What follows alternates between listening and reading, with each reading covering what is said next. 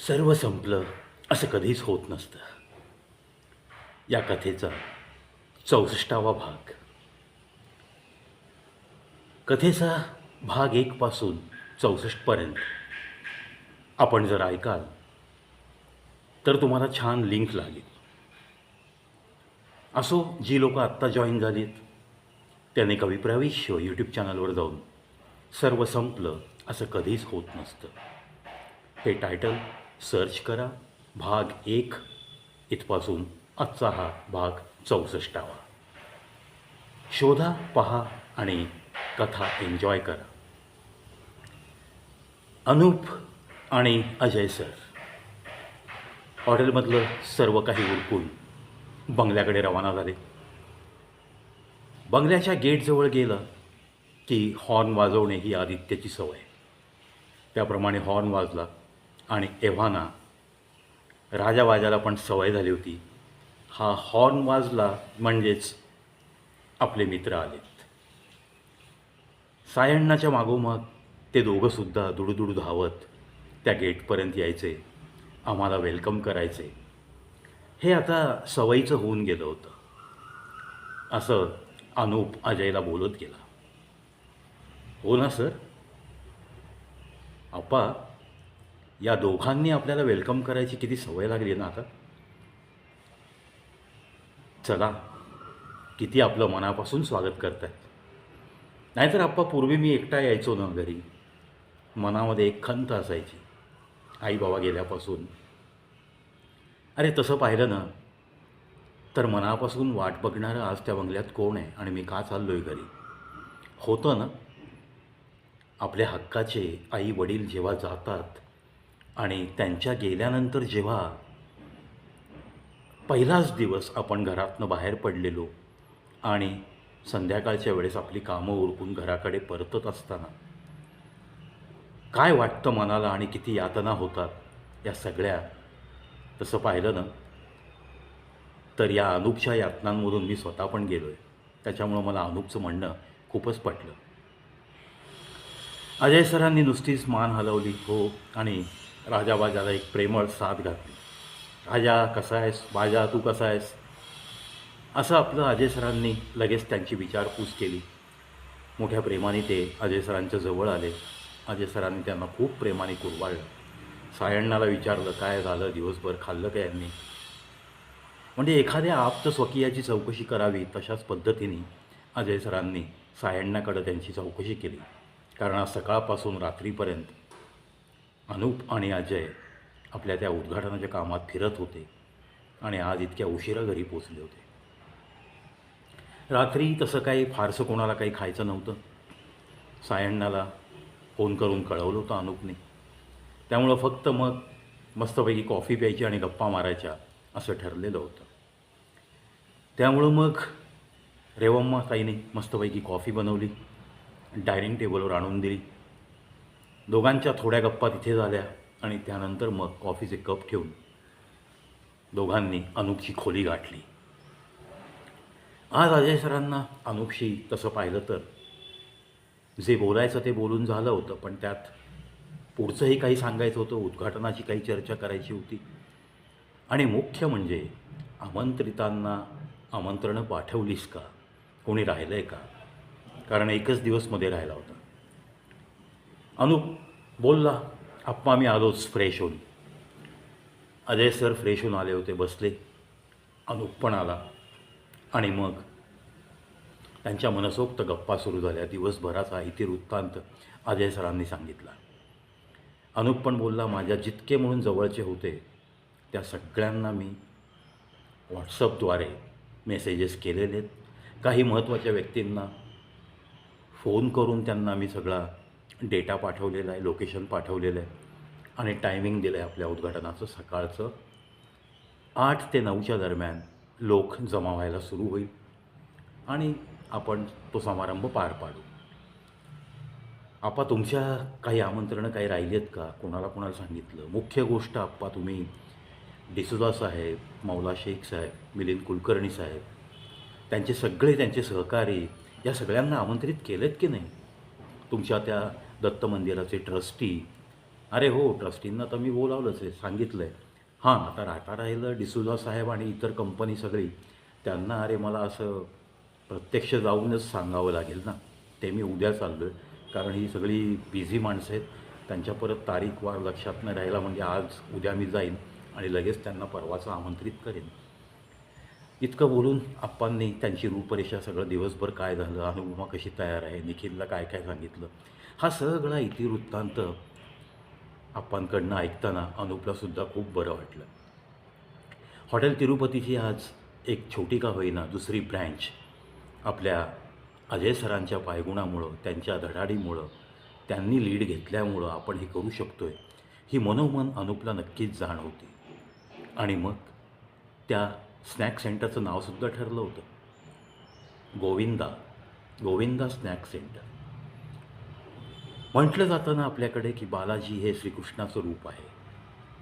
त्यामुळं गोविंदा हे नाव अतिशय सार्थ आणि समर्पक वाटलं अनुपला. त्यामुळं कोणतेही आडेवेडे न घेता अजय सरांना त्याने दुजोरा दिला. आणि मग त्या बाबतीतलं बॅनर, त्या बाबतीतलं आपली जी काय नेमप्लेट करायची त्या स्नॅक सेंटरवर, ती पण सगळी तयारी झालेली आहे. उद्या येऊन सगळा तो फलक वगैरे सगळं लॉन्चिंग होईल आणि कोणत्याही पद्धतीने काळजी करण्याचं कारण नाही. अनुपमा उद्याच येऊन सगळी सूत्रं हातात घेते आहे. आणि निखिलसुद्धा त्याचा एक दिवस पूर्ण धंदा बंद ठेवून अनुपमाला मदत करण्यास तयार आहे. हे ऐकल्यावर अनुपला खूप आश्चर्य वाटलं. अरे वा, काय हरकत नाही. आपण नाहीतरी त्या कुटुंबाला पाहणारच आहोत ना सर, असं म्हणून अनुपनीसुद्धा एक स्मितहास्य आणि एक छोटासा लूक अजय सरांकडे टाकला. अजयलासुद्धा आपण ज्यांची जाणीव ठेवतो त्या लोकांची जाणीव अनुपसुद्धा मनापासून ठेवतो आहे हे पाहून खरंच या नात्याला काय नाव द्यावं असा मोठा प्रश्न अजय सरांना पडला. पण अजयना हे माहीतच होतं ना, अनुपचा स्वभावच तसा होता आणि दोघांमधलं बॉन्डिंगनं खरंच एका नावाविना एक घट्ट बॉन्डिंग तयार झालं होतं. त्याच्यासाठी उरलेलं आयुष्य अजय सरांनी बहाल करायचं ठरवून टाकलं होतं. आणि जसे माझे आईबाबा गेले त्यानंतर मला भेटलेली ही एक मान्यवर व्यक्ती, ज्यांच्याकडं बघून मी काही ना काही शिकत शिकत मोठा झालो, ही जाण मनात ठेवत ह्याच व्यक्तीच्या सोबत पुढचं आयुष्य काढायचं आहे असं अनुपनीसुद्धा मनोमन ठरवलं होतं. विषय संपता संपताच अजय सरांना त्याने हलकंच विचारलं, आप्पा, आपण कालचा परवाचा विषय थोडासा मला पुढं न्यायचा आहे. आता उद्घाटन होईल मंगळवारी, त्यानंतर माझे जायचे दिवस जवळजवळ येतील. अर्थात आता सगळं माझ्यावर डिपेंड आहे. मी अगदी घाईघाई केली तर 8 दिवसातसुद्धा मी जाऊ शकतो, पण मला इथल्या पण बऱ्याच गोष्टी स्थिरस्थावर करायच्या आणि त्यात प्रायोरिटी मला द्यायची आहे ती आप्पा तुमच्यासाठी. आपल्याला मानसीला भेटण्यासाठी मुंबईला जायचं आहे. उद्घाटन झालं, एखादा दिवस तुम्ही इथं थांबणार आहात, त्यानंतर सगळं काही अनुपमा बघू शकते याबद्दल मला आत्मविश्वास आहे, तुम्हालाही आहे. एक दिवस फक्त आपण तिथलं रुटीन बघायचं आहे आणि तुम्ही आणि मी मुंबईकडे रवाना व्हायचं आहे. असा अनुपने अगदी अधिकारवाणीने जाऊया का, जायचं का, असे कोणतेही सवाल न करता डायरेक्ट त्याने आपल्या आप्पांना सांगितलं की आपल्याला दोघांना जायचं आहे आणि काहीही झालं तरी अख्ख्या मुंबईतून मानसीला हुडकून काढायचं आहे आणि तुमची आणि मानसीची भेट माझ्या समोर होणं फार गरजेचं आहे. मी ऑस्ट्रेलियात गेल्यानंतर तुम्ही भेटणार कधी, तुम्ही जाणार कधी, त्या गोष्टी खूप मला अशक्य वाटतात. कारण पुन्हा तुमचा मग इथनं पाय निघणार नाही. तुम्हाला परत तुमच्या जबाबदारीची जाणीव राहणार. तुम्ही म्हणणार अनुप गेला आहे, आता मी इथे एकटा आहे, मी गेलो तर मग अनुपला काय वाटेल. हे सगळ्या गोष्टींना मला फाटा द्यायचा आहे आणि म्हणूनच म्हणतो आहे की आपण दोघं निघणार आहोत. राहिलं एक दिवस गॅप उद्घाटनानंतर आणि दुसऱ्या दिवशीची फ्लाईटची तिकीटं, हॉटेलचं बुकिंग, सगळं काही मी मुंबईतलं करून ठेवलं आहे. आत्ता तुम्हाला सांगतो आहे आप्पा. आणि काय असेल ते तुमचे 2-3 ड्रेस तयार करू उद्या. मस्तपैकी बॅगेज दोघांचं भरून ठेवूया आणि आपण इथनं निघतो आहे. मग भले आपल्याला 2 दिवस लागो, अगर 4 दिवस लागो, आपण मानसींना भेटल्याशिवाय यायचं नाही. असं ठणकावून सांगून हीच वाक्य शेवटची असावीत आणि त्यांच्या कानात घुमत राहावीत म्हणून अनुपनी लगेच गुड नाईट आप्पा असं म्हणून त्या रूममधून थोडासा काढता पाय घेतला म्हणजेच आप्पा आता तुम्ही झोपा, मी पण झोपतो, असा एक त्याने प्रेमळ इशारा दिला. आप्पा तिथनं विचार करत बाहेर आले. लगेच ते काय बेडकडे गेले नाही आपल्या. त्यांना राजावाजाला भेटायचं होतं. दिवसभरच्या त्यांच्या हालचाली त्यांना विचारायचं होतं, त्यांच्याशी संवाद साधायचा होता. म्हणून अजय बाहेर गार्डनमध्ये गेला. सायण्णा जागा होता. सायण्णाने लगेच त्या राजावाजाला खुणावलं. आलं बघ तुमचं मालक, आलं बघ, असं काहीतरी सायण्णा बडबडला. तशी ती दोघं धावत धावत अजय सरांकडे आली. नेहमीप्रमाणे अंगावर उड्या मारणं चालू. मग अजय सरांनी एक खुर्ची ओढली गार्डनमधली जवळ. खुर्चीवर बसले. ते दोघंही त्याच्या दोन्ही पायांपाशी येऊन उभे राहिले. दोघांना हे अजय सर कुरवाळत होते, त्यांच्याशी संवाद साधत होते. काय रे, काय खाल्लं तुम्ही? तिकडच्यापेक्षा इथलं आयुष्य छान वाटतंय की नाही तुम्हाला? छानच वाटतंय ना, कारण तुमच्या हालचालींवरनं जाणवतंय मला. असं सगळ्या अशा काही गप्पा. आणि मग तिकडच्या काही उगीच आठवणी काढल्या की राजांबाजा एकमेकांकडे बघायचे. स्टेशनवरचं काही गप्पा मारताना स्टेशन हा शब्द आला की राजाबाजा चमकून अजय सरांकडे बघायचे. काय त्या प्राण्यांना कळतं कोण जाणे?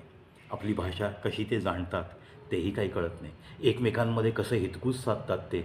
लगेच तो शब्द उच्चारल्या दोघांच्या नजरा अजय सरांकडे आणि नंतर मग एकमेकांकडे बघत एकमेकांची तोंडं जवळ नेणं. नक्की काय सांगत असतील ते एकमेकांना, असा विचार करत अजय सरांनी एक 10-15 मिनटं मस्त त्यांच्यासोबत मस्ती केली. आणि मग त्यांनासुद्धा गुड नाईट म्हणून सायण्णाला सांगितलं, अरे यांची झोपण्याच्या जागी यांना घेऊन जा आणि बघ गेट वगैरे व्यवस्थित लॉक केलं आहे ना, कुठे काही कोणी आतमध्ये आलं तर मग हे दोघं तसं मग कुणाला आत येऊ देणार नाहीत, काहीतरी उगीचच नको ते होऊन बसायचं. नाही नाही नाही साहेब, गेटला कुलूप लावलं आहे आणि काय काळजी करू नका, हे असतात रात्रभर आमच्यासोबत, मी आहे यांच्यासोबत.